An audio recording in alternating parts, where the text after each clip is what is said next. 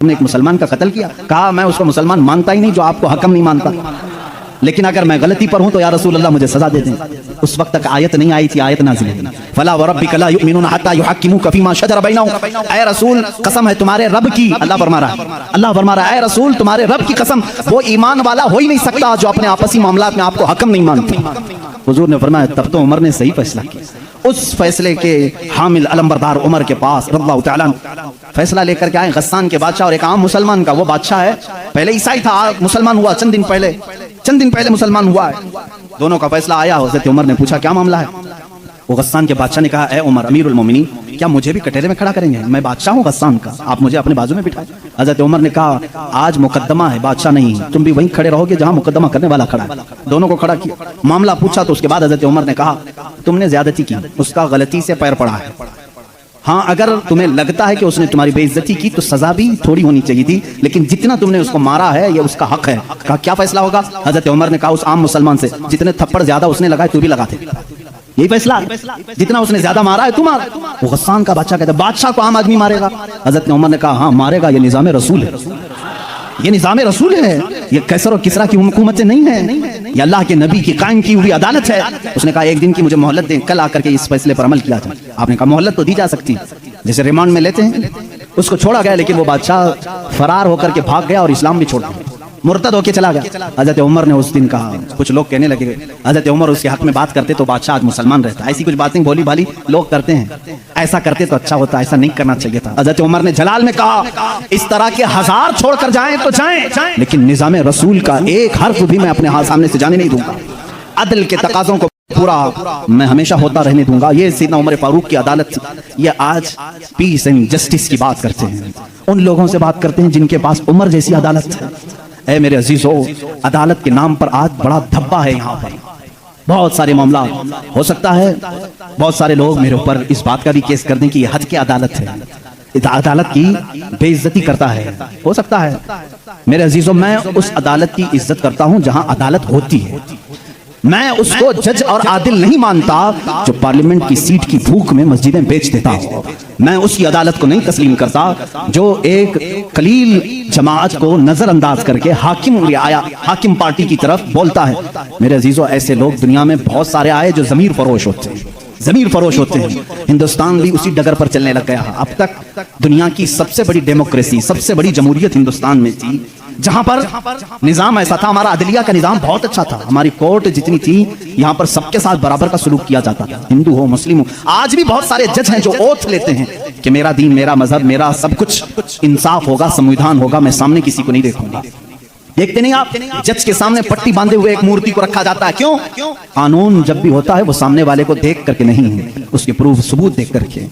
लेकिन यहाँ पर अब आम बच्चे को भी बेवकूफ बनाया जा रहा है। मैं इस बात की आवाज उठाना चाहूंगा, इस जुल्म को बंद करो, इस जुल्म को बंद करो। और ये डिक्टेटरशिप जो लाई जा रही है, इस जमहूरियत को खत्म करके, कत्ल करके, देखना चंद दिनों के बाद ये सारे निजाम खत्म करने की बात करेंगे। आज मुसलमानों के खिलाफ एक जहर फैलाया जा रहा है, इसी तरह चंद दिनों के बाद अब दलितों की बारी आएगी, इसलिए कि ये दलितों को भी एक आंख नहीं भाते हैं, ये कभी पसंद नहीं करते। ये 2000 साल पुराना निजाम मनुस्मृति का लाना चाहते हैं जहां सिर्फ चंद लोगों की हुकूमत होगी। जानते हैं, तारीख उठा करके पढ़ो, इसी सरजमीन पर ऐसे जुल्म किए गए हैं जहां चंद ब्राह्मणों ने कम जात के लोगों के कान काटे हैं, जहां लोगों के कानों में गर्म तेल डाले हैं। इसी सरजमीन पर कम जात के लोगों को कूड़ा करकट में घर बनाने पर मजबूर करते थे, जहां आला जात के लोगों के पेशाब पखाने होते थे वहां दलित बिरादरी को रखने पर मजबूर करते थे। हर एक के गले में रस्सी बांधकर एक मटका लटकाते थे कि थूकना है तो दलित जमीन पर थूक नहीं सकता, उस मटके में थूकेगा, इसलिए कि उसका थूक जमीन पर पड़े तो ये अपशगुन समझते थे। उस पूरे निजाम को, यहाँ पहले हिंदुस्तान में ये सारी चीजें चली हैं, कास्टिज्म, जात बिरादरी, ऊंच नीच के मामला चलते रहे। लेकिन मैं समझता हूं कि हिंदुस्तान को जब आजादी मिली, भारत को जो आजादी मिली 1947 के बाद, सबों ने मिलकर के एक संविधान बनाया था, अदल इंसाफ का सब लोगों ने हलफ उठाया था, इसमें सबका हिस्सा बराबर का होगा, सब लोगों ने कुर्बानी दी है, सबके लिए निजाम एकसा होगा, बराबर होगा और सबके दीन का, सबके रिलीजियन का मान सम्मान किया जाएगा। लेकिन अब जो हालात हैं मेरे अजीजों, ये दूसरी डगर पर चल पड़े। अब यहाँ पर उस संविधान को ये खत्म करने की बात कर रहे हैं जो अंबेडकर की सरपरस्ती में बनाए गए थे, उसको खत्म करके ये नए संविधान की बात करने जा रहे हैं। चंद दिनों के बाद ये वोटिंग पावर भी खत्म करने की बात करेंगे। तुम सबको वोट देने का भी हक नहीं होगा, ठहरने की उम्मीदवार होने की बात तो दूर है, मैं इस निजाम की खुल्लम खुल्ला मुखालिफत करता हूँ और मजम्मत करता हूँ। मैं मजम्मत करता हूँ। हमारे लिए वही भारत और वही हिंदुस्तान अच्छा है जो हमारे बड़ों ने अपने खून की कुर्बानी से आजाद किया है। आप सब उसी भारत को तस्लीम करेंगे या नए नवेले भारत को? हम इस नवे नवेले भारत को जिस डगर पर ये ले जा रहे हैं कास्टिज्म के पर, हम उसको नहीं तस्लीम करते। हम उस भारत को, उस संविधान को मानते हैं जहां अदल सबके लिए बराबर हो, सबके लिए बराबर हो। सुप्रीम कोर्ट को आजाद रखा जाए, वो सबके साथ बराबर का इंसाफ कर सके, चाहे वो तख्त पर बैठा हुआ आदमी हो, चाहे वो गरीब आदमी हो, सबके साथ बराबर का अदल कर सके। हिंदुस्तान ही की बात मैं अगर बताऊं, यहां पर एक बादशाह ऐसा भी गुजरा जिसके एक तीर से एक बच्चे की मौत हो गई थी। एक बच्चे की मौत हो गई। औरत जो बच्चे की मां थी वो मुकदमा कर दी चीफ जस्टिस के पास। उस वक्त के जो चीफ जस्टिस थे काजी सिराजुद्दौला, उन्होंने तलब किया बादशाह को तलब किया। इसी हिंदुस्तान की बात कर रहा हूं। औरत एक जगह खड़ी है, वक्त का बादशाह एक जगह खड़ा है। औरत ने कहा मेरे बच्चे को इनके तीर से मौत हो गई। बादशाह शिकार खेल रहा था, चूक के तीर लग गया। बादशाह ने कहा हाँ मेरा तीर लगा तो है, गवाह भी हैं, सिपाही भी गवाह हैं, औरत भी गवाह है। दो ऑप्शन होते हैं मौत के बाद, किसी का कुछ कत्ल हो गया अनजाने में, चूक कर अगर कत्ल हो गया, दो ऑप्शन इस्लाम देता है। उस औरत को काजी ने कहा तेरे पास दो ऑप्शन है, चाहे तो अपने बच्चे की मौत पर दियत ले ले, कुछ पैसे ले ले बादशाह से और उसे माफ कर दे, या चाहे तो जान के बदले जान ले ले। बादशाह की जान भी ले सकती है। काजी ने फैसला सुना था, ये नहीं कि बादशाह को छोड़ देना है। दोनों ऑप्शन औरत के ऊपर। वो औरत ने जब देखा कि अदल का ये पैकर इस्लामी निजाम है, बादशाह के तीर लगा है और काजी सही सही फैसला दे रहा है, उस औरत ने कहा अगर ये काजी आज इस तरह का सही फैसला दे रहा है तो इस तरह के बादशाह की वजह से ही, बादशाह ऐसा होगा इसीलिए काजी ऐसा है। उस औरत ने कहा मैं इस बादशाह की जान बख्शती हूँ, मेरे बच्चे के लिए जो दियत बनती है वो बादशाह मुझे देते। बादशाह ने जितनी दियत बनती थी उससे ज्यादा उसे दिया। और जब ये मामला खत्म हुआ तो बादशाह काजी के पास आया। काजी के पास आया और अपना जुब्बा खोला, उसमें खंजर था। खंजर निकाला, कहा काजी, वो उस वक्त के सुप्रीम कोर्ट का चीफ जस्टिस था। काजी, बादशाह क्या कहता जानते हो? मुझे जब पता चला मेरे ऊपर मुकदमा है और मुझे मालूम था मेरे तीर से एक बच्चा फौत हुआ है, मैं आज कोर्ट में आ रहा था, मैं साथ ही खंजर लेके चला। काजी ने पूछा क्यों लेके चले? कहा मैं ये देखना चाहता था कि अगर फैसला कुरान और हदीस के मुताबिक हो तो ठीक है मैं मान लूं, और जरा बराबर अगर बादशाह का ख्याल करके काजी ने किया तो इसी खंजर से काजी को कत्ल कर दो। बादशाह ने यह कहा, काजी मुस्कुराया और अपने गद्दे से उठ गया और चादर हटाई। नीचे बहुत बड़ा कोड़ा था। कहा बादशाह तुम्हें मालूम है मैं आज पहली मर्तबा इस कुर्सी पर आने के बाद, इस गद्दे पे आने के बाद कोड़ा नीचे लेके बैठा हूं। कहा क्यों? कहा मैंने उसी वक्त तय कर लिया कि बादशाह को कटहरे में खड़ा करूंगा और फैसला कुरान और हदीस के मुताबिक सुनाऊंगा। अगर बादशाह मान लिया तो ठीक, वरना मैं इस कोड़े से उसे मनवाऊंगा। ये निजाम इस्लाम था, यादल के तकाजे थे। वो उमर इब्न खत्ताब के दौर के भी सुनहरे वाकयात इस्लाम ने हमें हर जगह सिखाए। ऐ मेरे अजीज भाइयों, अपने घर में भी अदल करना सीखो। जहां तुम्हें अल्लाह ने जितना इख्तियार दिया अदल के साथ पेश आओ। अपने मजदूरों के साथ अदल करो, अपनी बीवियों के साथ अदल करो, अपने बच्चों के साथ अदल करो। याद रखो क़यामत के दिन तुमसे सब चीजों का सवाल होगा। अगर तुम्हारे 4 बच्चे हैं, चारों में से अगर किसी के साथ ऊंच नीच किया तो सारे तुम्हारे अमाल इकारत हो जाएंगे, गैरत हो जाएंगे।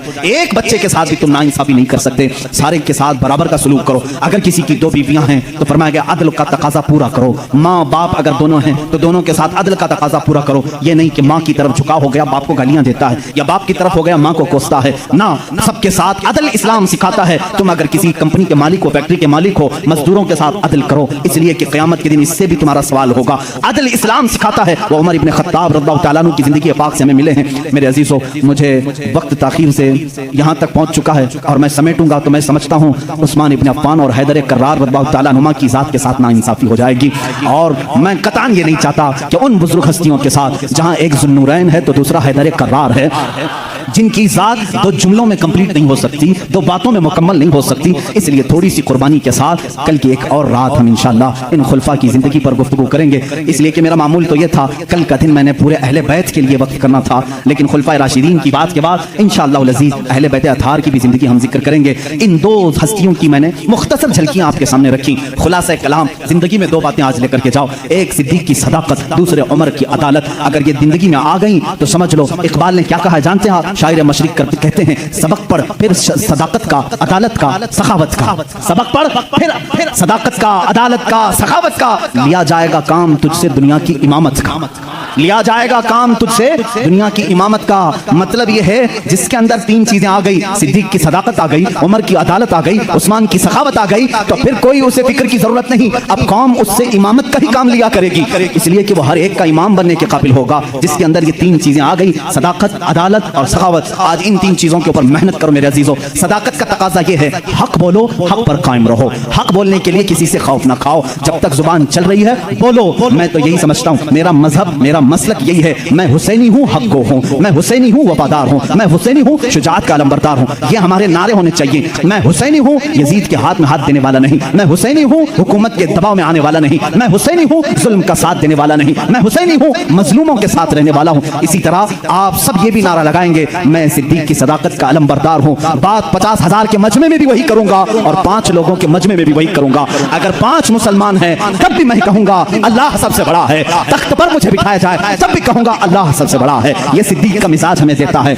सिद्दीक की जात से जो मिजाज हमें मिलता है वो ये है, अगर तुम तख्त पर बैठो तब भी ये कहो अल्लाह सबसे बड़ा है, और अगर तुम अपने घर में हो तब भी कहो अल्लाह सबसे बड़ा है। और उमर का मिजाज क्या कहता है जानते हो? एक बार आपको लोगों ने अमीरुल मोमिनीन का नारा लगाया जब बैतुल मुकद्दस फतह हुआ था। अल्लाह अल्लाह, आप रो पड़े। सारे लोगों को जमा किया, एक ऊंचे टीले पर खड़े हो गए, खुतबा दिया, रोने लगे, ऐ मुसलमानों, आज तुमने मुझे अमीरुल मोमिनीन कह के पुकारा है, अमीरुल मोमिनीन कह रहे हो। सुनो, मैं अपनी हैसियत बताता हूँ, मेरी जात क्या है। मैं खत्ताब का वही बेटा उमर हूँ। आपके बाप का नाम क्या था? खत्ताब। हज़रत उमर कहते हैं मैं खत्ताब का वही बेटा उमर हूँ जिससे बचपन में 2 बकरियां भी नहीं संभाली जाती थी। मेरे बाप मुझको 2 बकरियां देकर भेजते थे, मैं उन्हें संभालने के लिए जाता, कभी एक इधर भागती कभी वो उधर भागती। मेरे बाप बड़े सख्त थे, मुझे घूंसे मारते थे, मुझे थप्पड़ मारते थे। मैं बारहा मेरे बाप की मार खाया हूँ, मुझसे 2 बकरियां नहीं संभाली जाती थी। और आज हालत यह है, 25 लाख मुरब्बा मील पर तन्हा उमर फारूक की ज़मा में हुकूमत है। मजाल है मुल्क के शाम में कोई आवाज उठा सके, मजाल है कोई यमन में आवाज उठा सके, मजाल है कोई मिस्र में आवाज उठा सके, मजाल है कोई इराक में आवाज उठा सके। किसी की आवाज नहीं उठती।